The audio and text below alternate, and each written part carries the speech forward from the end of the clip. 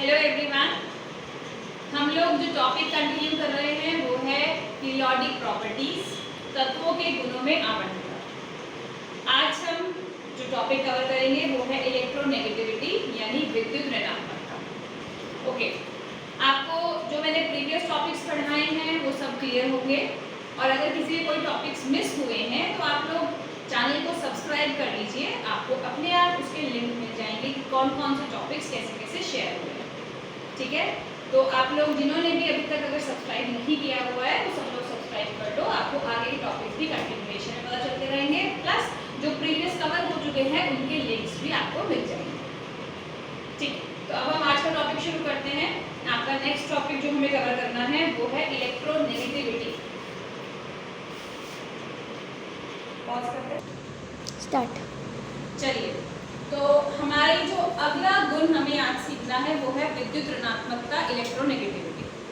विद्युत ऋणात्मकता क्या होता है? देखिए, आपके पास दो तत्व हैं, एक तत्व ए और एक तत्व बी। उनके बीच में कोवेलेंट बॉन्ड बना है, सहसंयोजक आबंध बन गया।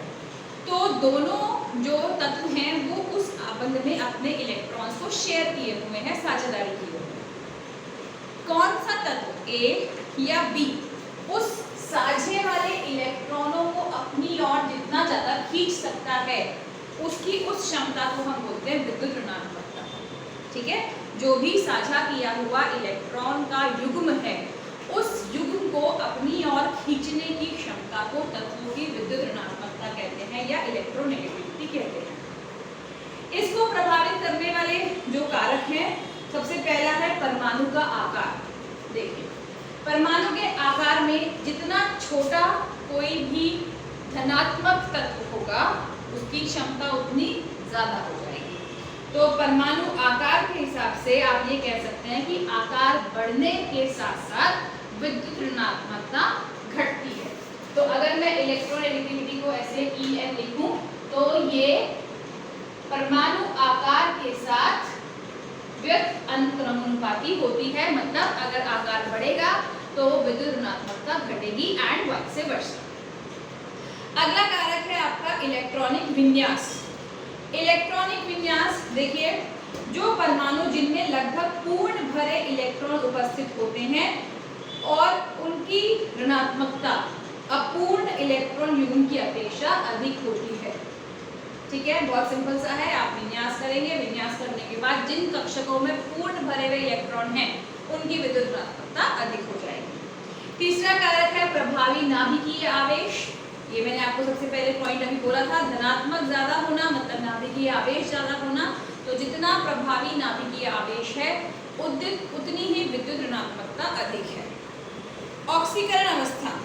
ऑक्सीकरण अवस्था में ये देखिए, विद्युत जब भी आपके पास धनात्मक कोई भी धनात्मक तत्व होगा उसकी ऑक्सीकरण संख्या का मान बढ़ने पर विद्युत ऋणात्मकता का मान बढ़ता है।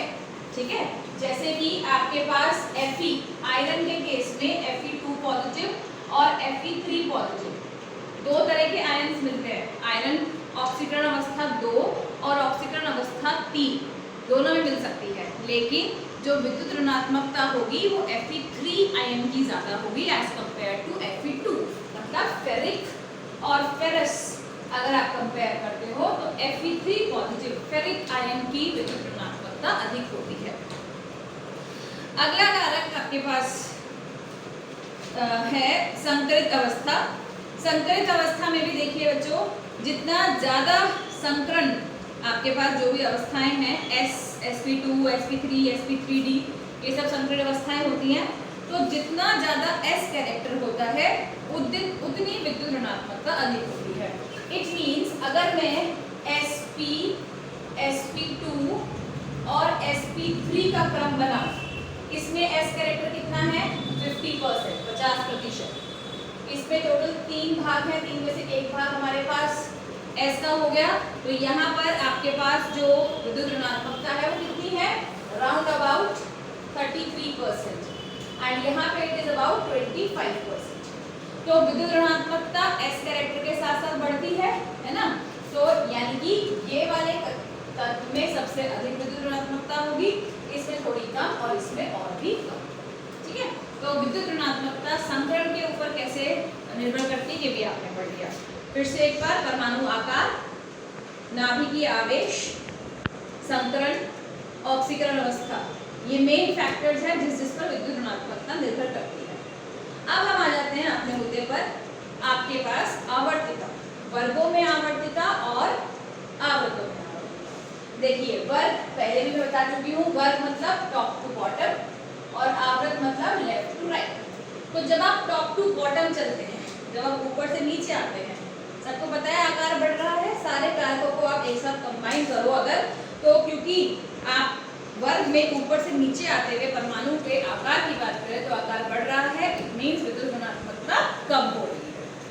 ऐसी आवृत्त में आप बाएं से दाएं जाएंगे तो आकार घट रहा है, इट मींस विद्युत ऋणात्मकता बढ़ रही है।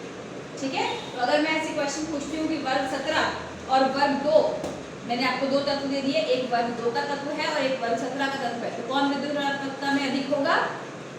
Yes, correct, very good. विद्युत जो वर्ग 17 वाला तत्व होगा उसकी विद्युत ऋणात्मकता अधिक होगी अगर वो सेम आवृत्त है। अब अगर हम आवृत्त वाइज कंपेयर करते हैं, मतलब एक तत्व हम ले रहे हैं पहले आवृत्त का और एक ले रहे हैं तीसरे आवृत्त का, तो किसकी ऋणात्मकता अधिक होगी? पहले आवृत्त का। ठीक है, तो ये हो गई आपके पास आवर्तिता के बारे में बातें।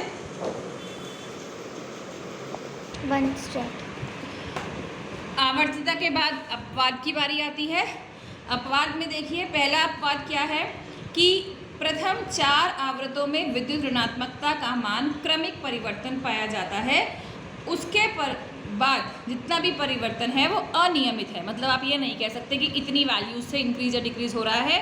केवल 4 जो आवृत्त हैं, first period, second period, third period and fourth period, यहाँ तक तो सीक्वेंस ओके है, उसके बाद अनियमितता है। अगला अपवाद है संक्रमण तत्व। संक्रमण तत्व आपको याद होगा डी ब्लॉक एलिमेंट्स। तो जो डी ब्लॉक वाले एलिमेंट्स होते हैं उसकी द्वितीय और तृतीय श्रेणी के तत्वों की परमाणु त्रिज्या लगभग समान रहती है, लेकिन विद्युत ऋणात्मकता अनियमित हो जाती है। ठीक है, अगर त्रिज्या समान है, त्रिज्या के ऊपर विद्युत ऋणात्मकता निर्भर कर रही है तो लगभग वो भी समान होनी चाहिए, लेकिन ऐसा नहीं होता, वो अनियमित हो जाती है। अक्रिय गैसें, उनकी ऋणात्मकता 0 होती है। ये अगर वर्ग वाइज आप आवृत्त वाइज देखते हैं तो बिल्कुल सबसे राइट साइड पे है, तो उस हिसाब से तो ऋणात्मकता सबसे अधिक होनी चाहिए, लेकिन इनकी क्या हो गई ऋणात्मकता? 0। ठीक है, तो ये आपके पास आवर्तिता के बाद अपवाद हैं थोड़े से, इनको आप पॉइंट्स प्रिपेयर कर लेना, एग्जाम्स में क्वेश्चन इसके बारे में आ जाता है।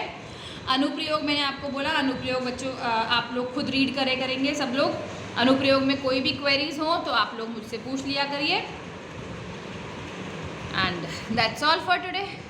अब आप लोग यहाँ पर फोकस कर रही हूँ मैं 7.6 पर। ये वाला चेक पॉइंट जिनके पास बुक नहीं है स्क्रीनशॉट लो और इस चेक पॉइंट को अपनी नोटबुक में कंप्लीट कर लो। ठीक है, आज की क्लास इतने ही। That's all. Okay, see you all tomorrow.